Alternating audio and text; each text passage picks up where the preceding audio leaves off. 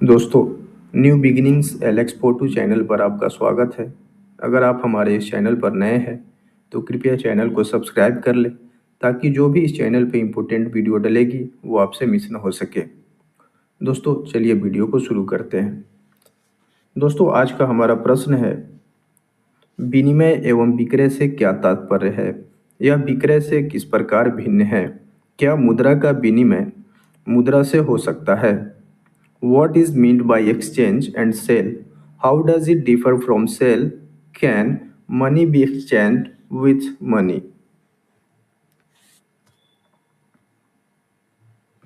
Answer हमारा हो जाएगा, विक्रय की परिभाषा धारा 54 विक्रय को इस प्रकार परिभाषित करती है, विक्रय भुगतान हुई या प्रतिज्ञा की गई या आंशिक भुगतान या आंशिक प्रतिज्ञा किए हुए मूल्यों के बदले स्वामित्व का अंतरण यानी ट्रांसफर ऑफ ओनरशिप होता है। शब्दावली स्वामित्व का अंतरण में, क्योंकि यह महत्वपूर्ण उल्लेखनीय बात है कि विक्रय में विक्रय की गई संपत्ति के सारे अधिकारों का संपूर्ण अंतरण हो जाता है। कथन स्वामित्व का अंतरण से और पट्टे की परिभाषा में उपयुक्त संपत्ति के भोग के लिए एक अधिकार के अंतरण से बिल्कुल भिन्न है। एक बंधक या एक पट्टे में अधिकारों का एक आंशिक अंतरण किया जाता है, जबकि एक विक्रय में स्वामित्व विषयक सभी अधिकार जो कि अंतरकर्ता के हाथ में है, अंतर्ग्रहीता में अंतरित हो जाते हैं।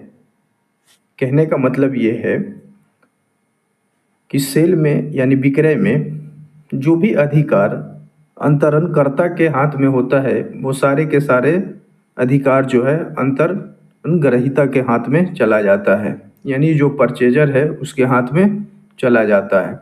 लेकिन पट्टे में ऐसी व्यवस्था नहीं है। पट्टे में कुछ ही ऐसे अधिकार है जिनका अंतरण होता है, लेकिन सेल में सारे के सारे अधिकारों का अंतरण हो जाता है।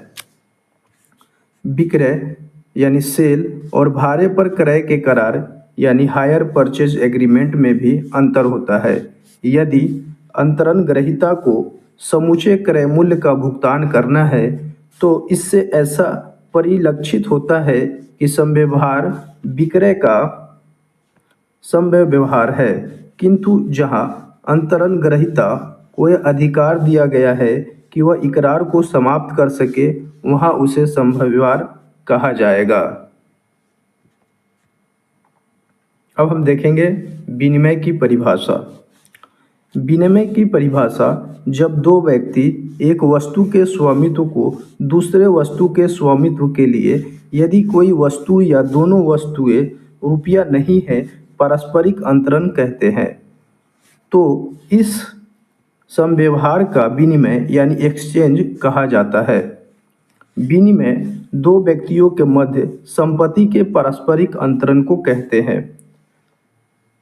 विनिमय किसको कहते हैं? दो व्यक्तियों के मध्य संपत्ति के पारस्परिक अंतरण को क्या कहते हैं? विनिमय कहते हैं।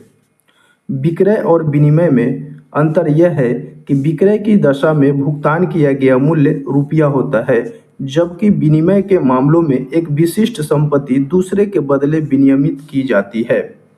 कहने का मतलब क्या है? विक्रय में क्या है? विक्रय में भुगतान किया गया मूल्य क्या होता है? रुपया के रूप में होता है ना, पैसे के रूप में होता है। लेकिन विनिमय में एक विशिष्ट संपत्ति के बदले दूसरे किसी संपत्ति को जो है दिया जाता है। अब हम देखेंगे आवश्यकताएं। पहला है, दो वस्तुओं के स्वामित्व का पारस्परिक अंतरण अवश्य होना चाहिए विनिमय में। दूसरा क्या है? विनिमय में कोई मूल्य नहीं दिया जाता है। विनिमय में कोई मूल्य नहीं दिया जाता है। अगला हमारा है, 100 रुपया या इससे अधिक मूल्य की अचल संपत्ति का विनिमय केवल रजिस्ट्रीकृत पत्रक द्वारा ही विनियमित किया जा सकता है। 100 रुपया या उससे अधिक का जो भी मूल्य का जो अचल संपत्ति होगा उसको जो है रजिस्ट्रीकृत पत्रक के द्वारा ही विनियमित किया जा सकता है।